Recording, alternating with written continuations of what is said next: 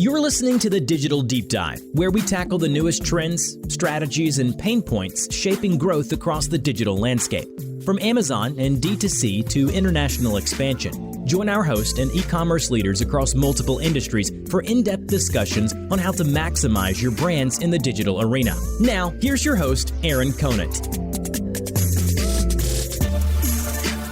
Hello, everybody, and welcome back to the Digital Deep Dive podcast. I'm your host, Aaron Conant, and going to have a fantastic conversation today around, I would say the state of, or maybe the evolution of retail media as a whole. So a lot of conversations I'm having right now with brands, is, what's going on with retail media? How do I need to budget for it? All these different retailers are coming out with different plans. How do I blend that budget between on-site, off-site, maybe search, maybe social? What does that look like as a whole? And we've got some great friends, partners, supporters, the network over at Sky. Nich Weinheimer's, graciously agreed to jump on the line today and, answer as many questions as we can throw at him over the next 30 minutes or so. Nich, I'm going to kick it over to you briefly. If you want to kind of give a brief intro on yourself and Sky, that would be awesome. And then we can kind of jump into the conversation. Sound good? That sounds great. Thanks for having me, Aaron. As you mentioned at the top, my name is Nich Weinheimer. I lead strategy at Sky. We are an enterprise marketing intelligence platform, activation technologies, measurement technologies, data intelligence, based on 15 years experience building within the walled gardens of Google and Facebook. Our end-to-end connected commerce platform pulls together, a first-to-market retail media technology that we launched with Amazon back in 2016-17 and have been evolving through a variety of partnerships with large retailers, Walmart, Instacart, Target, the supply partners that are helping stand up retail media networks. So pairing all of those assets together into one platform, we've really become a major catalyst in some of the paradigm shifts that are happening inside brands, inside retailers, really across what I call kind of the continuum of commerce.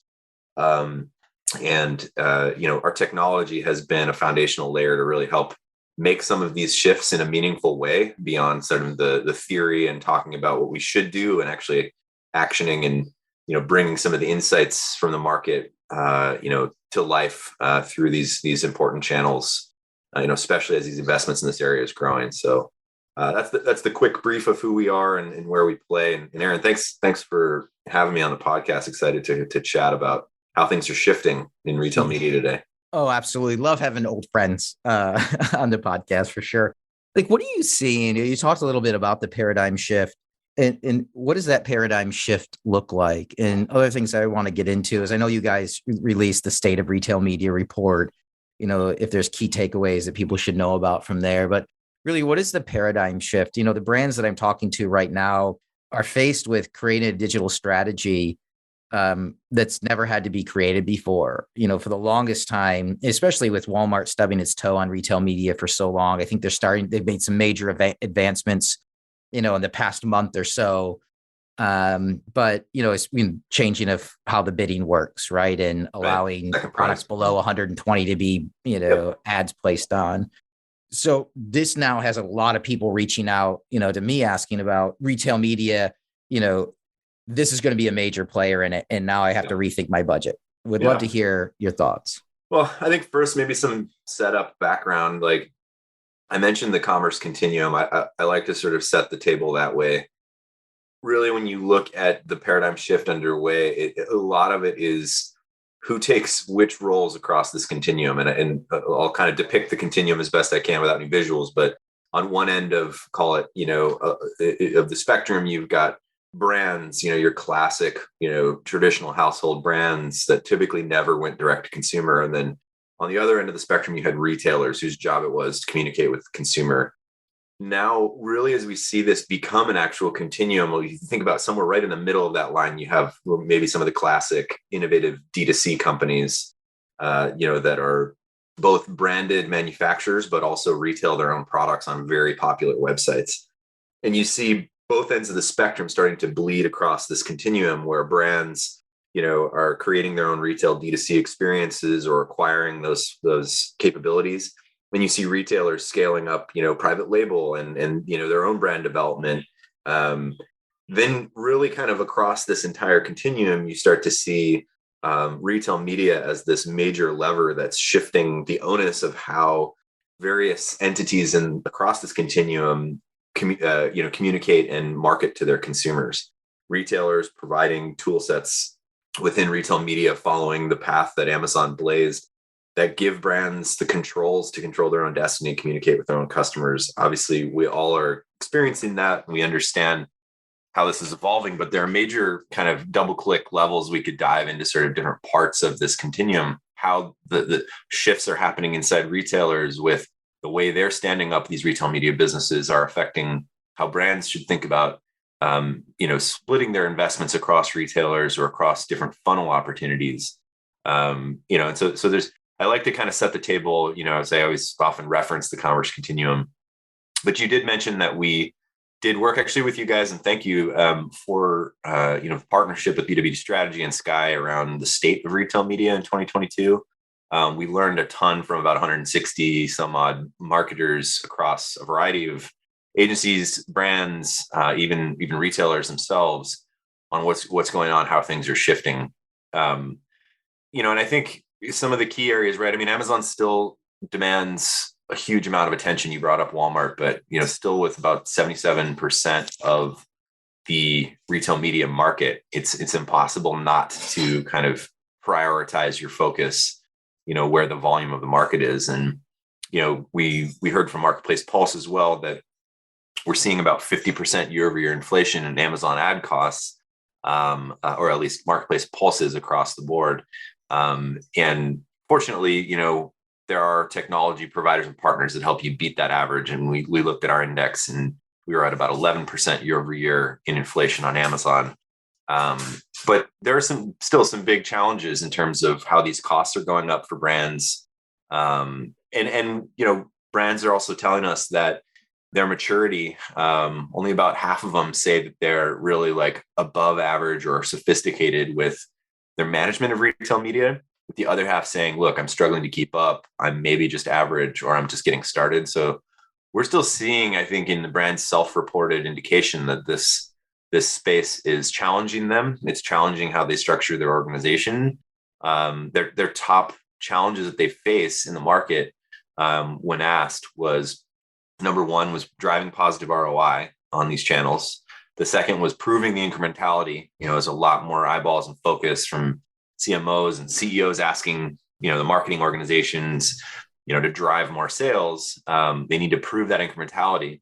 And then finally, the third topmost challenge for brands was measuring success in a way that's meaningful to my organization.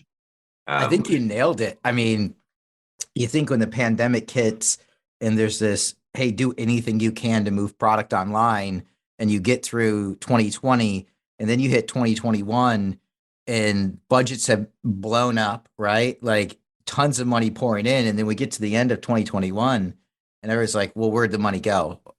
Right. And there was this, what do you mean, where did it go? It went, to Amazon, or it went to retail media. Well, no, what are the metrics? What are the KPIs? What are we measuring against? Right. And that's where I get this big feeling that, like 2022 is the, this season of hyper focus on the right KPIs, on conversion.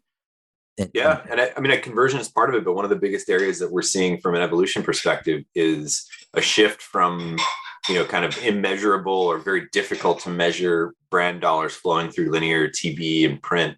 We're still, the major tectonic plates are still happening of this move from sort of traditional media to digital.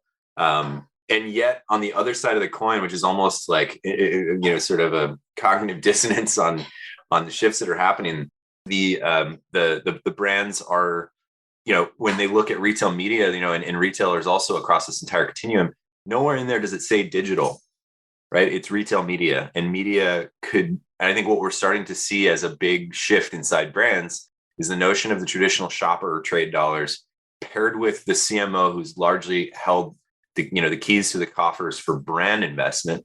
They're all starting to come together across this notion of omni and the opportunities through whether it's data and digital of kind of the advent of retail media, but connecting that to the whole experience and strategy that a retailer makes available, that everything from an end cap and negotiating, placement on shelf to digitally where you're negotiating your placement via, advertising technology. So I think there's sort of this like duality of more brand dollars flowing in and retailers looking for greater ways to expose broader marketing opportunities besides the kind of most important performance oriented search products like sponsored products, alongside some of the shifts that are happening in connecting, the online to offline. I mean, even breaking down into, like DSP last year, I had more conversations on DSP than I ever had before. How are people breaking in the on-site and off-site? What does that budget look like? What does that break down? I think a lot of people are trying to figure that out as well. I mean, everybody wants to max out traditional, paid search, on Amazon, the PPC platforms. What does it look like when you jump into DSP? Yeah, 100%. I think you have to have an impetus, and you have to have whether it's a source or an argument to bring as you make the business case inside a brand for, coming back to however your organization is structured, but perhaps it's to a CMO or perhaps it's to, a director of e-commerce looking across sort of an entire pool of digital. What is the impetus? And that impetus can't solely be Amazon's sales team saying this is how much you should spend. I mean, as much or as easy as that would be, they're still, even though they have commanded the share that they have and their data is second to none, you're now up against some pretty powerful opportunities, inside Walmart, for example, who have a huge percentage of the US consumer base market, that they can target with their first party data. You see the Targets of the world really, scaling up what they're doing inside Roundel. And I think brands are starting to get way more intelligent with what those impetuses are beyond the sales teams of the retail media organizations that help them drive the why of investing in the upper funnel media. And one of the areas we've seen this at scale within our platform is that we aggregate, 13,000 some odd market signals, everything from key opinion leader blog, data to intellectual property filings to ratings and reviews. And we aggregate that and we run AI against it to normalize signals that would help a brand understand, how to skate where the puck is going. If they can surface insight by connecting all that data that shows that there's a trend in their category that's not being claimed by their competition, they can claim that trend and they can leverage upper funnel media and awareness media. And a really good tactical example of this is during, the early stages of the pandemic, our data was being leveraged by, a health and personal care brand, and key opinion leaders and the blogs and the ratings and reviews were talking about lavender as being de-stressing as a scent. And aggregating that data, bringing it in, normalizing it, and surfacing it as an outlier signal when compared to all of the scrapes of every way that any of their competitors in their category were talking about and presenting their products that were lavender scented. No brands were claiming that lavender was a de-stressing scent. And so this brand was able to shift the way that they merchandise their products, shifted some digital data around in the terms they were going after, and claimed with upper funnel media, our lavender scented lotion is the most de-stressing, lotion scent on the market. I mean, obviously I'm not a marketing copywriter, but that's an example of how brands are getting much more intelligent on studying the market, leveraging data at scale and the sort of AI and technology that makes clear arguments that there is an opportunity that isn't just, hey, here's a challenging measure of running upper funnel media and then trying to figure out how do we measure whether or not it's incremental. And that's a whole other topic, but I think that's a really good example of, that there's more impetus coming into why to spend in upper funnel through these retailers and against their first party data than perhaps there ever was in the past. Yeah, I mean, but the ability to do it in a smart fashion, I think, is a key point with all the pressure today on what is the performance, what are the KPIs, the data that's there. Listening to the data is, and having an unbiased approach is a different story, but, that's something that needs to be done. But also, like you mentioned, the AI in the back end, right, to help identify what those trends are and then to execute in real time, because it's a complicated space and people don't have time to figure it all out, right? They need the AI. And we're finally at a point now, across multiple different, industry sectors, not just retail media as a whole. But we have AI able to jump in and help out. I mean, huge conversations right now around CDPs. Yeah. But the idea that people need technology on the back end to help them out is just table stakes now. Would you agree? Yeah, absolutely. I mean, a really good analogy to paint here for anyone who may have lived in or around either as a buyer or a service provider is the analogy of display advertising online, in the evolution and history of it. If you were a brand, in 2009 or 10, you were just moving away from investing, upper funnel digital dollars, which were still a fraction of what, your brand was spending on traditional TV and, print and other big branding channels. But you would go to premium publishers. You'd go to ESPN directly and New York Times and, CNN, and you'd buy packages of media in an IO and a certain amount of impressions. And where that has evolved to is, look, the internet is enormous. It is really just an amalgamation of pages that load with specific users. And obviously that's undergoing its own evolution right now with cookies being deprecated. But the technology turned into, here's an open exchange. Anytime an ad should be delivered, there is an auction where any of the hundreds of thousands or millions of potential publishers of advertisers could bid on that publisher's ad request in an exchange. In open RTB is what that would call the open real-time bidding. And that ushered in a digital advertising era of, if you've got the right data and targeting, let the scaled system decide what's going to be the best ad to serve for that user at that time for that publisher. And that's where the market ultimately got to. And that's really the paradigm that we're in today. And I see a really close analogy of that with retail media because, first of all, back to the kind of data we pulled with you guys, 70 to 80, 78%, almost 80% of brands say there's at least somewhat or very fluid budgets between retailers. And when you look at this nonlinear customer journey, Aaron's on his, iPhone looking at Instagram and sees an ad for, this, new CPG brand that, you click on the ad and it asks you, which retailer do you want to go to? Well, I'm a Walmart fan, so I'm going to go there. At a certain point, brands are starting to say, wow, I've got all these different retail partners.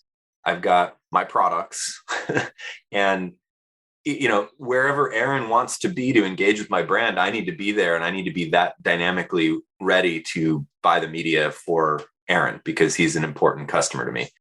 And to me, I see this following exactly. It's very similar. If you take away retailer logos and brand logos, you have publishers and advertisers following the same evolution that happened with display media, in that there will ultimately be signals that influence whether or not you should serve an ad to a certain user on a certain property. And it doesn't matter if that's Walmart or Target or Amazon. And look, the system will emerge on its own. Amazon will be bigger by virtue of the traffic that it has, sure. But you may see different inputs that dynamically within a given week should, influence you in moving budgets between the opportunities based on user flow, intent signals, competitive signals. Is your competitor brand out of stock today on retailer X? Will then pull a bunch of money away from Amazon. Let's say if retailer X is Target and you've got an opportunity on Target today, and that competitor's gone. So let's take share, let's strike while the iron's hot. And, the accretive value of that investment to your bottom line. Sure, you may take a little tiny hit. You're not going to pull back 100% from Amazon, but you're going to win the battle that's available to be won today. And that we have the technology now to do this, to incorporate these signals into an intra-daily strategy, right? I think you're freaking a lot of people out here, but I agree with you, right? I mean, everybody's inundated with new technology, new partners, new strategies. Not to mention the retailers changing, you know, I should say, moving the end game at any point in time. It's just, and it's amazing that we have the technology there, but it's also like that's what you're pointing out is like the need for that internal, I don't know, chief digital officer role or chief technology officer that's focused completely on digital to stay on top of these newest trends, right? But it goes beyond just, chasing the new shiny object. I would argue, though, Aaron, that I'm not freaking that many people out. I think if you hold majority of brands today compared to a year or even 2 years ago, and you ask them, how has your organization shifted to respond to these shifts we're discussing? I think we would hear a lot about these, I call them kind of translator roles or connectivity, connective tissue roles in leadership positions within organizations. Some organizations were already there from the start, whether by accident or prescience, but they had a director of e-commerce, let's say, that had the remit to look across these programs and really be ensuring that they were connected, that they were getting insights, from each other, and that there was a cohesive strategy. But a lot of the world's largest brands were still operating in silos. I mean, I remember a short 2 years ago being with a large brand manufacturer in Cincinnati that still had extremely siloed teams by retailer. And, you asked, hey, have you thought about, connecting your strategies between Walmart and Amazon? Oh, we don't even talk to each other. That's a totally different team. And I bet if we went back there today, we would see a lot that has shifted. There's just too much valuable insight and data to ignore. And to your point, look, these technologies, I mean, a lot of the core technology we're talking about has been around for, 15 years in managing more mature digital channels within the walled gardens of Google or Facebook, for example. And, the people that had been in roles managing marketing through those channels are now really, stand to be very valuable inside some of these organizations that are trying to move the needle within retail media. So, and we see this at conferences. I was just on stage with Kimberly Clark at Path to Purchase Institute last week, and they talked a lot about these code switching sort of translator roles that look across these different channels that ensure that there's coordination between the channels, that there's data sharing, and they have a loud voice. They really move the needle for their organizations. What does that organization look like? I mean, you guys deal with a ton of people and you've been immersed in this for a long time. What does that evolution of the best team look like? Because it might be different. I'm sure it is different for the large CPG versus the large fashion versus the startup, sure, organic coconut butter substitute. But yeah, I mean, I'm not I don't have a PhD in organizational analysis. However, I think if you were to close your eyes and imagine, vertical cylinders representing kind of the most important retailers for a large brand manufacturer, that would be the model of old. It was fine to have sales, marketing, shopper marketing, sort of operations, per retailer within a brand. Now, if you thought about maybe kind of a modern matrix structure where those vertical cylinders still exist, right? There's going to be nuance and there's going to be trading that happens directly with each retailer. But you start to draw these dotted lines that kind of go horizontally across these vertical cylinders, creating these kind of matrix boxes across. And that could be matrices that start to connect data and process and normalize reporting for different executive leadership. That could be a matrix for supply chain and operations as an overlay. That could be a matrix for marketing and retail media as an overlay, or shopper marketing.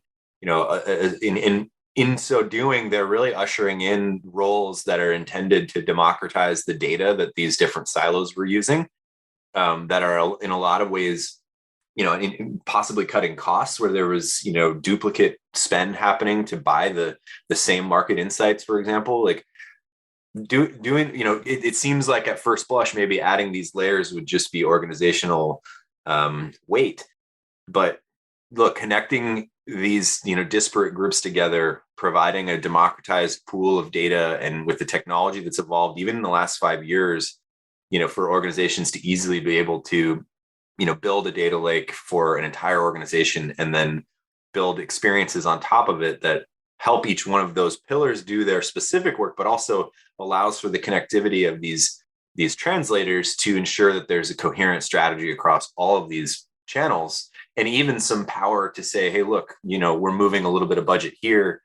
And there are technologies, like ours that help sit in those kind of dotted line matrix boxes across these organizations that really help move the needle on ushering in kind of where the new shopper is today on this continuum and how they should think about a more dynamic partnership with their customers, with these retailers.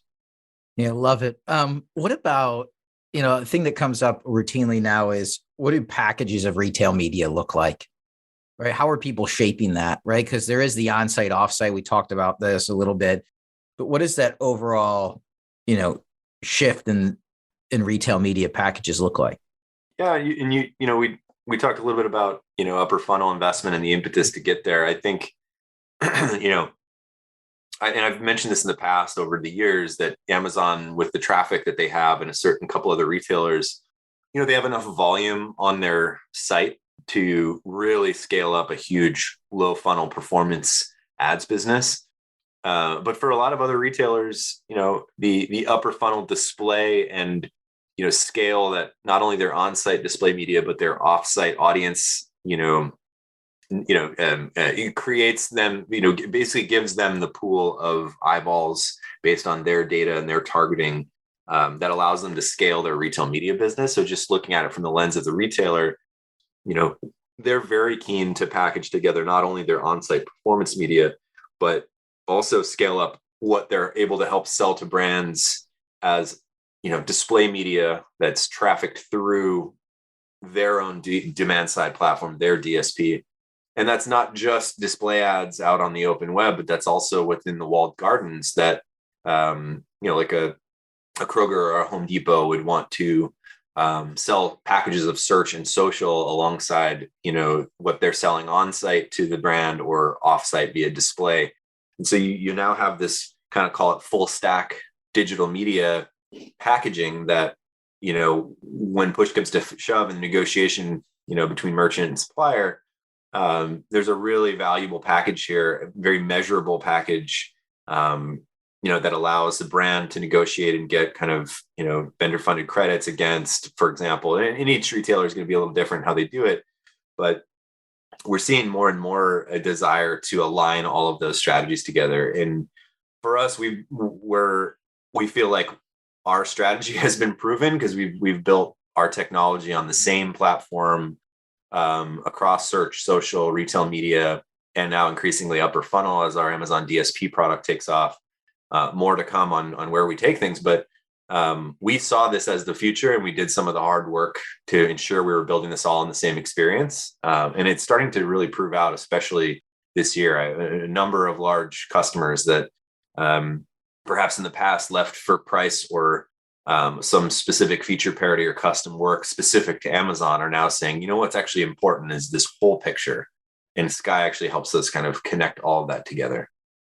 Awesome. What are the things that get you the most excited over the next 6 to 12 months? I have a 14-month-old, so I'm super excited to see how he he grows up even more. It's been one of the hardest and most rewarding things in my life, but in business, it only gets better, by the way. I've got 4 kids, and every one of especially the oldest, I wanted to freeze at 10 months, and then at 18 months, and then at 2 years, and at 5 years, and it just now the oldest is 16, and wow, it just gets better and better and better and better. That's great. Yeah. So personally, very excited about that, and I love it.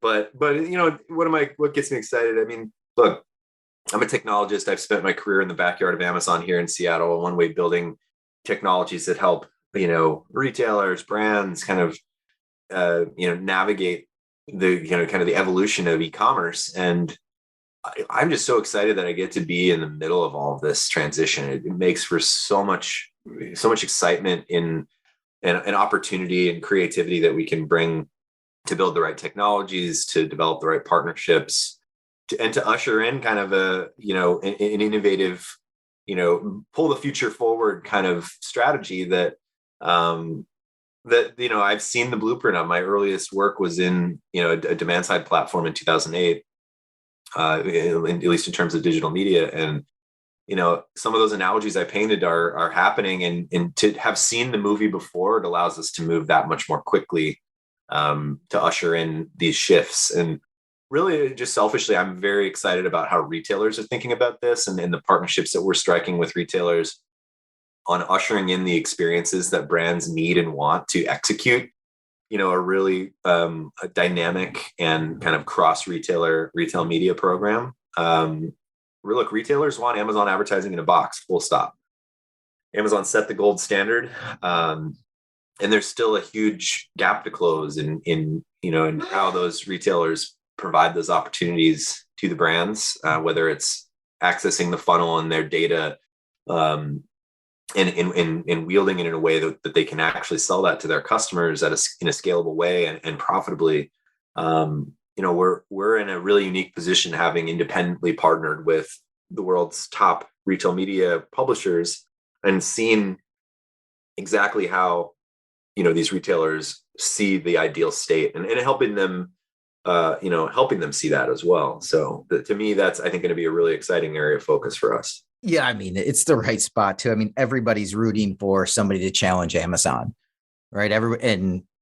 These advancements that I know Target has made, especially Walmart has made, while it does make it a little bit more complicated, it also helps, spread the wealth around a little bit. So everybody's not so over-indexed on Amazon. I know, like you were talking about, I think a lot on the direct-to-consumer side, a lot of money was flowing out of Amazon, after everybody got over-indexed and they had they stopped shipping a bunch of products and everything else.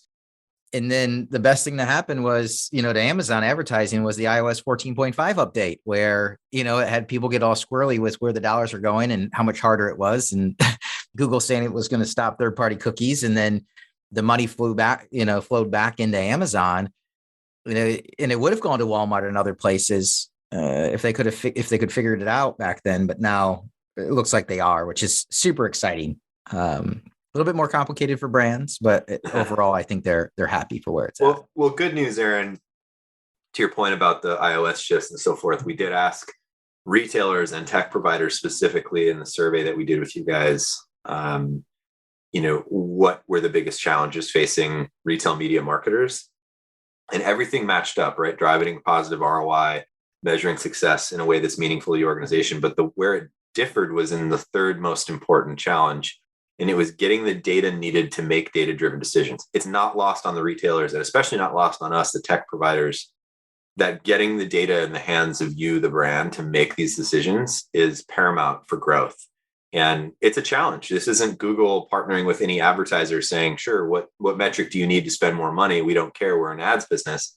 There's still a tension between a brand and a retailer. This is the supplier customer sales relationship, the negotiations that are constantly going on. Amazon doesn't want P&G and Kimberly Clark to know how many diapers that they sell in California. So there's still a limited set of data, but retailers know they need to, and you see it from Amazon, from the earliest evolution where we just we started to get. I remember this came out in 2018. The store's analytics. It was the first time you could track the performance of media you drove into Amazon, leveraging Amazon's cookies. But that's expanded into new data sets that help brands understand their share of the market, or the programs that they're investing in. There's still a whole industry of secondary and tertiary data providers that are either collecting data from the market, as I mentioned before, and really helping brands kind of measure and understand the opportunity and how to make data-driven decisions. And retailers are aware that that's a challenge. They both want to grow their high-margin retail media business, but they also have to protect their data and their position as a negotiating party. So it's going to continue to be a fascinating space to watch. I'm excited to be in the middle of it. Yeah, I mean, especially as I think brands are coming around to the fact that, and this was an earlier episode we did with John Giorso, you know them quite well. Yeah. around, the Amazon dilemma, that Amazon is not a retailer. They're a platform. Mm-hmm. And as more and more, companies come around and executive teams come around to viewing them that way, it gets easier to understand how to spend money on the platform and maximize the effectiveness of it, but also knowing they're not going to share the sales data, right? They're not going to. They're not going to negotiate on price, right? That's what retailers do. They're acting more like a platform, like a Facebook or a Google, where you're not negotiating with them. This is what it is. And if you want to use it for what it is. But we're not adapting our business model for you. We're customer focused. And it always, Bezos isn't like, he didn't hide it. He came out and said, your margin is my opportunity. Right? Like, it's very clear. So I sometimes chuckle when I'm talking with brands, like, hey, we don't have enough margin, and they keep asking for more. Yeah, that's literally what they said they were going to do. It's an interesting paradigm shift, where you have at a very macro level, Amazon trained the capital markets, public markets, that you should value a company based off of their growth and scale. And to your point, like he built that business, they built that business on not clearing profits off when they could, investing everything back into growth. And the markets took notice, and it challenges organizations like brands and other retailers who are not platform tech companies, that can be valued in such a way.